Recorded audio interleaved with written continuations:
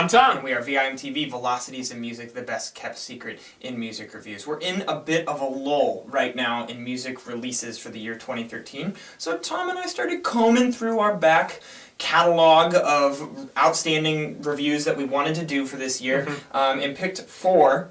Today we're going to start with STRFKR, Miracle Mile. This is a album that came out earlier this year. STRFKR is a band from Portland, Oregon. They are commonly known in the indie electronica or even dance pop genre. Although I gotta say, I feel like that's applied a bit too liberally. Yeah. Because these guys are in that group where, yeah, those elements are definitely there, but they don't really... it's specifically Miracle Mile, anyways, doesn't completely live up to that genre, label. I feel like they could have done a lot more to fit in that genre label, but I don't necessarily blame them from breaking from that. I thought it was.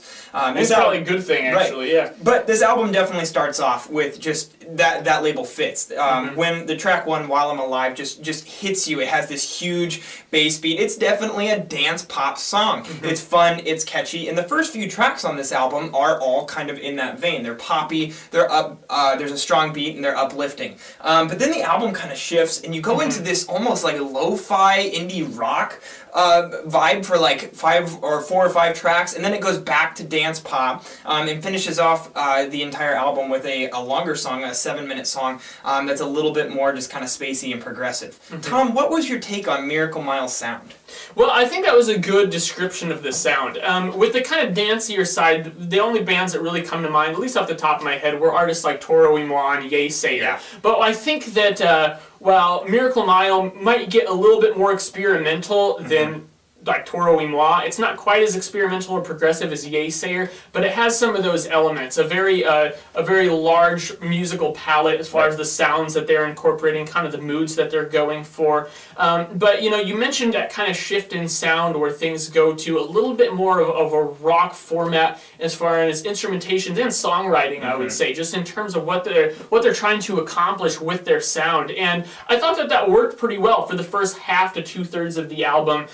Was pretty good because there was the sound, but there was also the songwriting geared towards the shorter track lengths. Absolutely. And I think that worked to their advantage, because I found that this album was best when I was just kind of taking it one dose at a time, 1 2 to 3 minute track at a time, and I felt like the ideas were strong enough to stick with me in that way. But if they had really gone on and on for too long, I would have gotten kind of sick of them. And I feel like what really kind of knocked it for me was a little bit of a lull to tracks, I would say, like 10 through 13. The last couple tracks were all right. They were a little bit longer and explored some different ideas, so I thought that they were a decent capstone on the album. But those 4 or 5 tracks before it, I wasn't really too keen on. I thought it was a bit of a lull in quality, and at that point they weren't really bringing any totally new ideas to the table. Yeah. And that's what really got it for me. You've got a 15-track album, and when you're getting to the end and you've got 4 or 5 tracks that aren't really exploring new territory,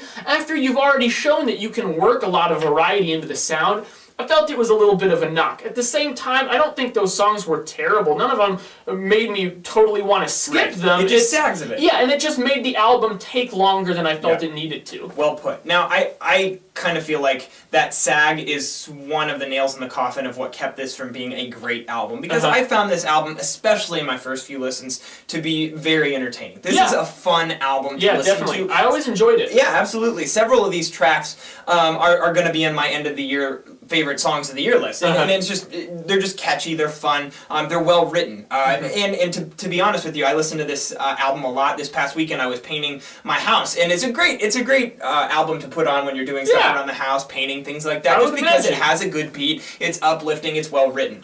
But when it comes down to it, this is a smorgasbord of indie songwriting, whether it's indie pop, dance, or folk, or rock. However you want to package this, they're doing a lot of different things, they're reaching and exploring all these different sounds, and yet there's not a real sense of a cohesive element between these songs. This is a compilation at best. I mean, at best, this is a compilation. They could have done so much more to hone the album sound in, to make this an album, that they simply chose not to do it.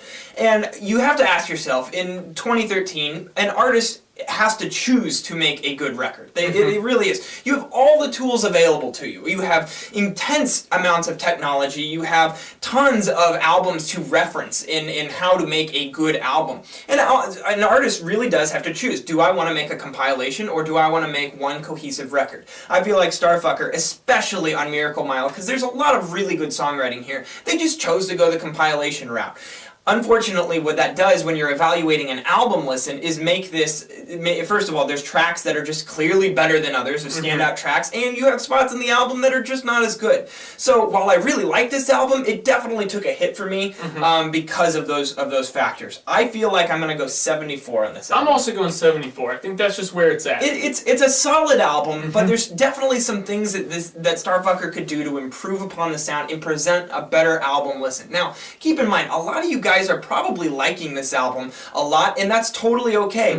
VIMTV, we're very keen on the idea of the album format. It's very important that bands present their music in an album format, because that's just what we've chosen to set the rubric for our scale on. So, if you guys don't have a problem with skipping tracks or aren't quite as focused on the album listen, that's totally fine. Please leave us a comment about your thoughts on Miracle Mile at www.velocitiesofmusic.com or youtube.com/velocitiesofmusic. As always, follow us on Twitter, like us on Facebook, and let us know what albums from 2013 you've been into lately and would like to see us review. I'm Jake. I'm Tom. And we are VIMTV, moving music critique forward.